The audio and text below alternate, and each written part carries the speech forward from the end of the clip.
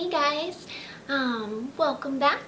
And today we're going to go ahead and start right off with our verse. And this is the last Sunday that we're doing this verse. This is our fourth time doing it. So hopefully you know it really well by now. Alright, so here we go. Get your hands ready.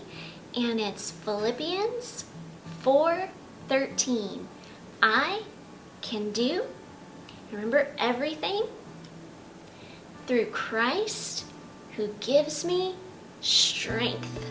Philippians 4:13. All right, let's do it one more time.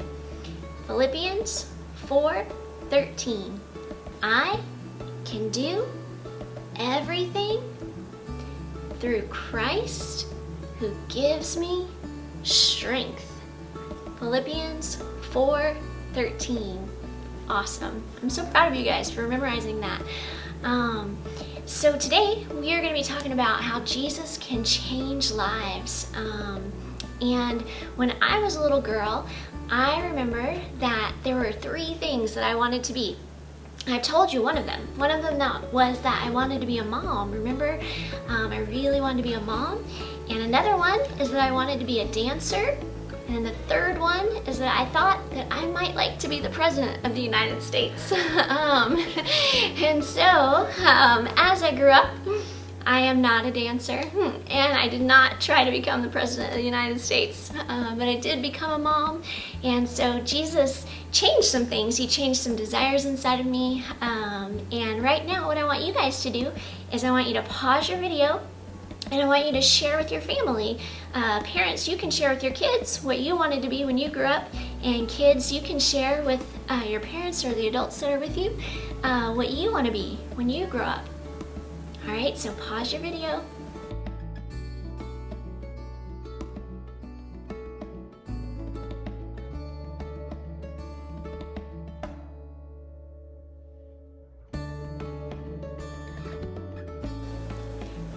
All right. So remember that a lot is going to change about you by the time you grow up. You may live in a different place. You may you're going to learn a lot of new things. And today we're going to hear about when Jesus called some men. They were already adults and they already had grown up and they had jobs. Some of them were fishermen. And Jesus changed their lives. And we're going to hear about that. So go ahead and get out your Bibles and open to John chapter 1. All right, well, hi kids. It's good to be back with you again. And today, I don't know if you see these. See these little guys? You know, these are fish. These are fish, and our story is about fish and fishermen. And it's about not being able to find fish and then finding lots of fish. So, Dorian, right Dorian, knows how to play a game, and it's called Find the Fish. Okay, so Dorian, move over here. Come on, move over here. Move over here. Come on, bud. Move off your towel. Move off your towel. That's it, good boy. All right, ready? Are you ready, bud? Okay.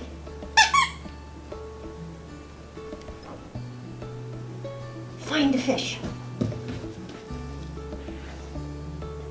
Did you find it? He found it. Did you find the fish? Yes, good boy. Good job. Should we hide another one? Let's hide one more. Come on over here. Okay, pay attention. Because he found another fish. The fish that wasn't even in the water. Okay, let's help him find one more. Okay, look closely. We're going to hide it. Find a fish. You find it? Where is it? Gotta look hard. Use that nose. There it is. There it is. Good boy. Good boy. All right, so you want to settle now? Okay, I forgot. Got to give him a cookie. It's like Miss Jenny, he wants his cookie. Settle. There, and listen good. All right. So, our story starts off with 4 men, and they all have a job. They all have the same job. And these 4 men are Simon and his brother Andrew, and they have a boat, and they fish on the Sea of Galilee. And they have two friends named John and James, and they have a boat, and they also fish on the Sea of Galilee. So two sets of brothers, they both are friends, they're all friends, and they all fish. And when they fish, like, have you guys ever fished before? Well, I've always fished during the daytime, but these guys fished at night. That's when it was better fishing. They would fish all night long, and then whatever they caught, they'd pull up to the bank in the morning, and they would clean their fish, and they would take them to the market, and they'd sell them. And then they'd take that money, and that's how they bought their groceries and got by in life. Okay, so this is what they did, day after day after day. Now, then something very special happened. A couple of the brothers met John the Baptist. Remember John the Baptist? Back a couple of lessons before, who was baptizing on the Jordan River? Well, Andrew met John the Baptist, and also so did John. So now we've got a John the Baptist, and we've got a John the fisherman, okay? And they saw Jesus, and they became believers. They believed that he was the Messiah. Andrew got very excited about it. And this is Andrew over here, and he's went back and he told Simon, he said, Simon, there's this guy, and I think he's the Messiah, and this is so exciting. So let's start with the verses in John chapter 1, verses 40 and 42. All right, the Bible. So John chapter 1, verses 40 through 42. Andrew, Simon Peter's brother, was one of the two who heard what John the Baptist had said and who had followed Jesus. The first thing Andrew did was to find his brother Simon and tell him, "We have found the Messiah," that is, the Christ. And he brought him to Jesus. So Simon went to Jesus. Andrew brought him to Jesus. Jesus looked at Simon and said, "You are Simon, son of John." Okay, now we've got three Johns in this story. There's John the Baptist, there's John the fisherman, and Simon had a dad named John. Okay, but we're not going to get into that too much. Okay, but he says, "You are Simon. From now on, you will be called Cephas," which when translated is Peter. So do you know that Jesus changed Simon's name to Peter? Okay? Or sometimes they call him Simon Peter. But what that means is the rock. The rock. And a rock is something very solid. Okay? That's exciting. So he got a new name change. All right? But even though they knew about Jesus and they believed in him, they still did their fishing. They still went out during the nighttime and fished. And we're going to talk about the morning where there was the miracle of the fish. Okay? So here's a picture. Okay, all right. Let me tell you the background of this. So one night, Simon Peter, and his brother Andrew, they went out and they fished, and they fished, and they fished, and they fished all night long. And the way they fished is they had these big, big nets. And you would throw the net over the side of the boat, and it would sink down, and then the fish would swim and get trapped. They'd get caught in the net, and then you'd pull up the net, and there'd be all the fish tangled up. And they did this all night long. And so did James and John. They were out there too in their boat, and they fished, and they fished. They didn't catch one fish, not even a little tiny one. That must have been very discouraging for them. And so finally the sun came up and, fishing was over. So they went back on the shore. And here's a picture of them mending their nets.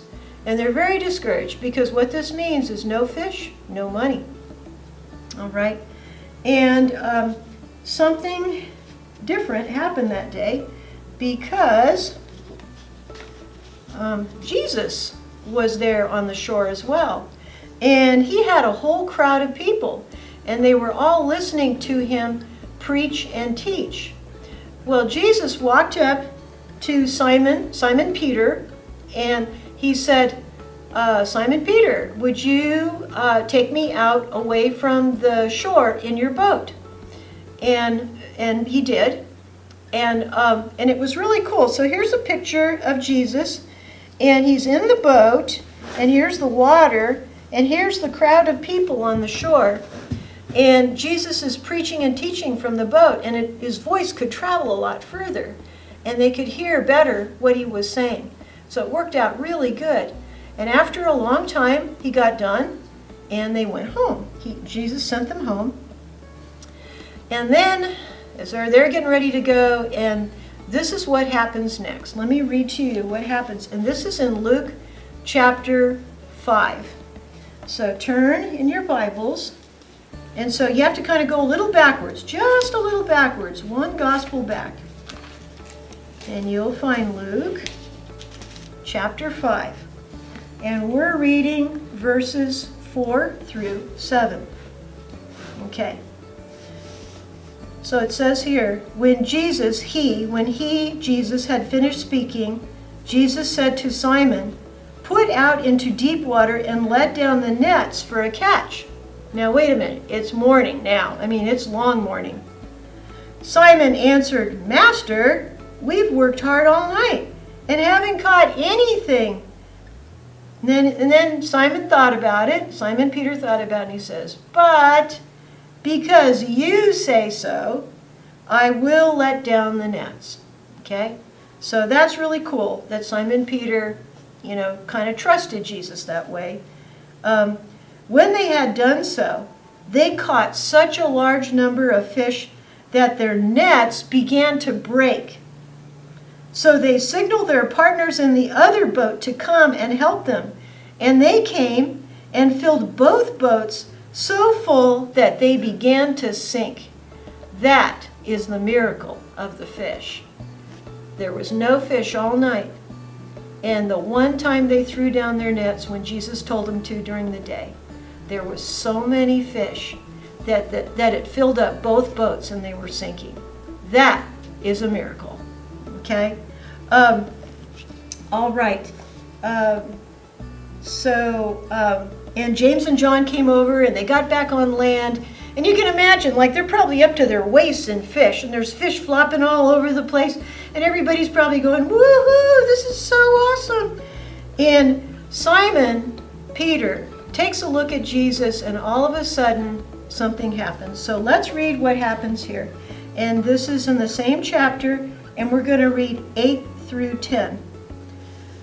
When Simon Peter saw this, when he saw this amazing miracle, he fell at Jesus' knees and said, "Go away from me, Lord, I am a sinful man." For he and all his company were astonished at the catch of fish they had taken. And so were James and John, the sons of Zebedee, Simon's partners. So they all were just first they were excited, and then they were like, "We just saw a miracle. That's impossible." Nobody ever in their entire life, probably in their parents' lives and their parents' lives, nobody had ever had anything like that happen to them before. And they were scared, actually scared, because God was so powerful. There was God right in front of them, and he was so powerful. And they looked at themselves and they went, "We're just not good. We're just not good enough for you." Okay? And I think we all think that. We all think that. So here's what happens. This is what Jesus says. And this is in this is part of verse 10 and then into 11. Then Jesus said to Simon, "Don't be afraid. From now on, you will catch men." Okay? Wow. So he was catching fish, and now he's going to catch men. In another version, it says, "Now you will become fishers of men." Instead of fishing for fish, you'll fish for men. So they pulled their boats up on shore, left everything and followed him. They left their boats, they left their nets, they left their houses, and they followed Jesus. Do you think their lives were changed? I would say that was a huge change for them.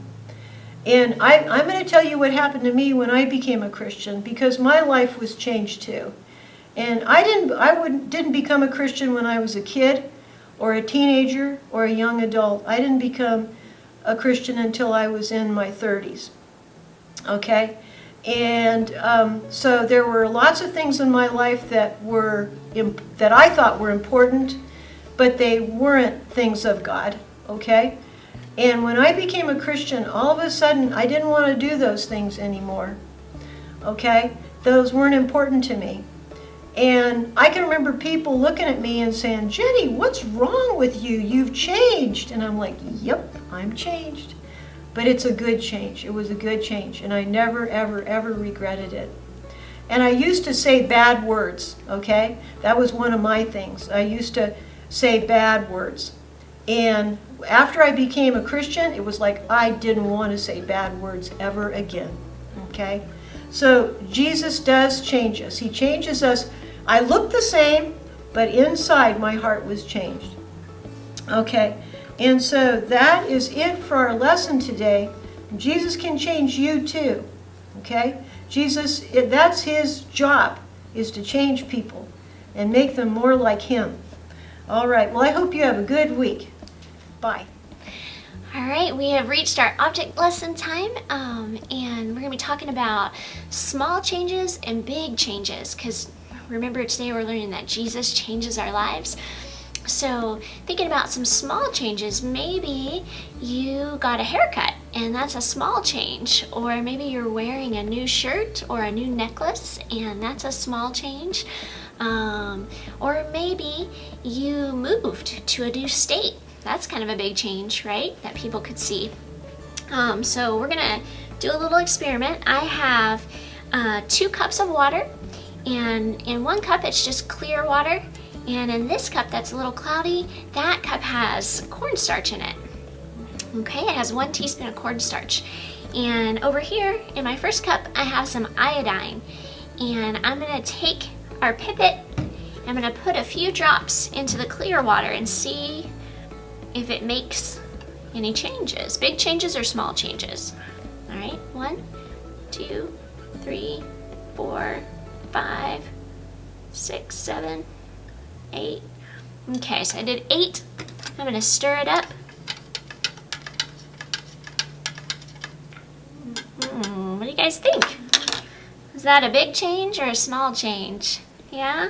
Might not even notice that change from far away. You might not even really be able to tell that it changed very much at all. All right, let's try our water with the cornstarch. All right, we're gonna do the same thing. We'll do 8. Try to do 8. 1, 2, 3, 4, 5, 6, 7, 8. All right, let's give it a stir and see if we can tell. Wow. That is actually a big change. That changed a lot. It almost turned like a kind of a purple color, right? And so that's how it is when we know Jesus.